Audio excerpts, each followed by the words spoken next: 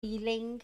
And for some reason, the media absolutely love the traveller and gypsy community. Right.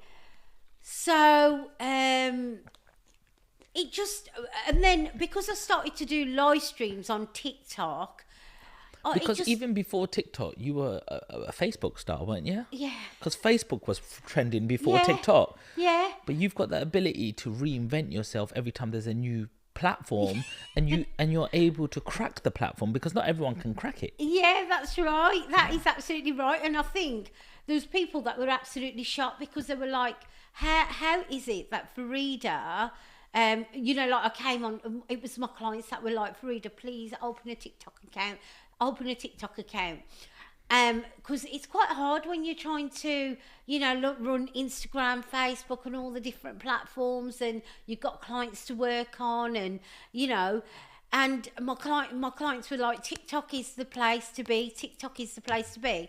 So I listened to them because that's really important, listening to your clients, and before you know it, obviously, live streaming was something that I used to do before. So it was just like, moving my skill set onto a different platform, and people just tend to engage. And what I didn't realise is there's a lot of casting directors, casting agents that are on social media looking for talent. Wow. So I would get approached by various different, agents, casting agents, asking me if I would be interested in this TV show, that TV show, that TV show. And so it's always, and then it's about your delivery now. The creative director of Big Brother actually came over to me and said, Farida, because you was on TV, you did so well in that week. I think their views were really high. Yeah. Just because I was on the box. So it's also about making sure that you deliver, you get results with your delivery. So because I've delivered, now that can be proved to other casting directors. Do you know what I mean? So it's kind of a snowball effect.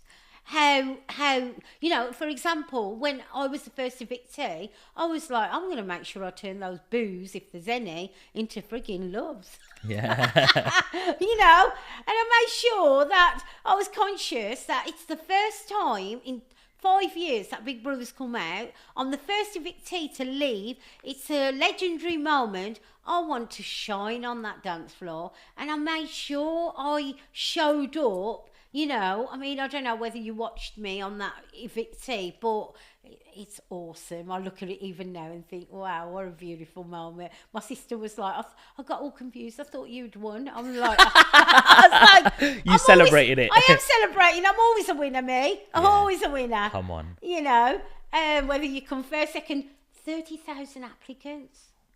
And I was one of 16 that chose to go in that house.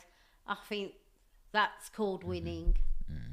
I like the fact that you appreciate all of the small things, not just, hey, I've gotten here and I've been booted out, now I've got mental health, why was I the first one? Rather than concentrating on things like that, you're like, hey, this many people applied, I got scouted, spotted, got made to apply. You've appreciated all the goodness in that part of that journey. Absolutely. And because I got scouted out, because I got evicted first, I've been able to be part of the Late and Live show. Yes.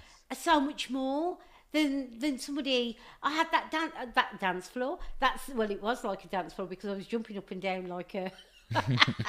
But yes, that's what you were doing. They started it, and you were doing your little dance. And they were like, "You can sit down now." Like you were like, "No, it's my stage." Loved it. Honestly, it was so beautiful when I look at that video. It's just priceless. You're really confident, though. Pardon? You're really confident. It's like there was a studio full of people there, and you're there just standing, dancing by yourself. You wasn't like, there's people looking at me, people laughing at you. You're just confident. Where does that come from? I don't know. I just love enjoying the moment. Live each day like it's your last, and just enjoy, embrace, appreciate every moment. Yeah. So what's made Farida? Talk to me about your childhood and growing up. Where did you grow up? How many siblings did you have? And, you know, what were your parents doing at the time? Yeah, well, my childhood, this is where my appreciation stems from, to be honest. That's why I'm just so appreciated, because I had quite a tough childhood. What does that mean? God, the trauma. Oh, God. Yeah, so basically, you know, like my first 5 years of my life, brought up in a home. My dad went to work. He was a barber. He also worked in a factory, and that was cool.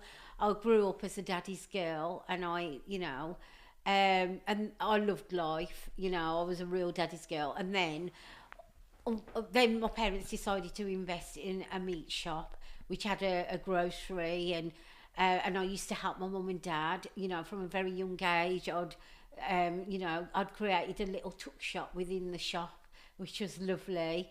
I'd take things to school and sell them at school, and you know, it was a great time for me. But unfortunately, their marriage started having cracks that had a knock-on effect on me and my siblings, you know, and eventually the business had to go. Although I would say that's where my business mindset comes from, because my mum and dad were both business people. Where were they from? Originally, Yes. India. Both of them, yeah? Yeah. Although we do have Kenyan roots as well. Wow. Like my granddad is buried in Nairobi. One of my uncles is buried in Mombasa. Some of my aunties and uncles are born in Kenya. You know what I mean? So we've got African roots as well. But my ancestral history is India. Yeah, so Gujarati Muslim is my background.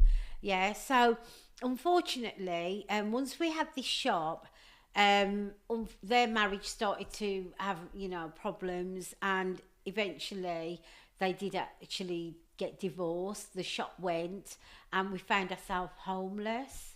Wow. And Homeless, like with your mum or your dad? with my mum. Right. And with me and my siblings, there's 2 brothers and 1 sister, and we found ourselves homeless. But this was the time, and the thing was, when we had the shop, culturally, my sister was living at my uncle's house. I was living at my other uncle's house. You know, my sister was living at my mama's house, and I was living at my chacha's house, and my brothers were with my parents. So we were all like sort of split up, because parents were too focused in the business. But eventually, once their marriage came to an end, and we ended up sort of homeless, and then literally mum and dad sold the shop. I was like 14 years old. No, 12 years old when mum and dad split up. And within 2 years of them splitting up, there was lots of other things that had happened in the family. We were like basically the talk of the community. Right. Do you know how that feels? You know, her parents, because it was frowned upon in those days to have parents that have split up. And, you know, and then 2 years later, my dad died. And that was really, really hard. And How old was you? I was 14. And that was really, really hard. But eventually the council gave us the property, and we moved into the council property. Mum was really, really embarrassed. She'd say to my nanny, please don't bring anybody to our home. Do you know what I mean? And because she was embarrassed, you know, we had to like literally eat broth.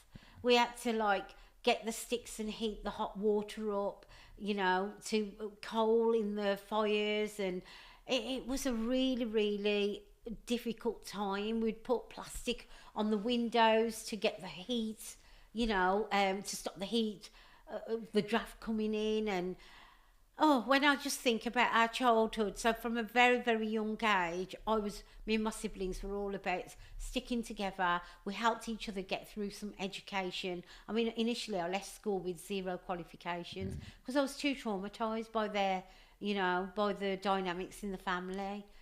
Left school, and when I got to about 18, that's when I decided to put my head down and start going to college and start getting some qualifications. And then I just kind of was tired of constantly being pointed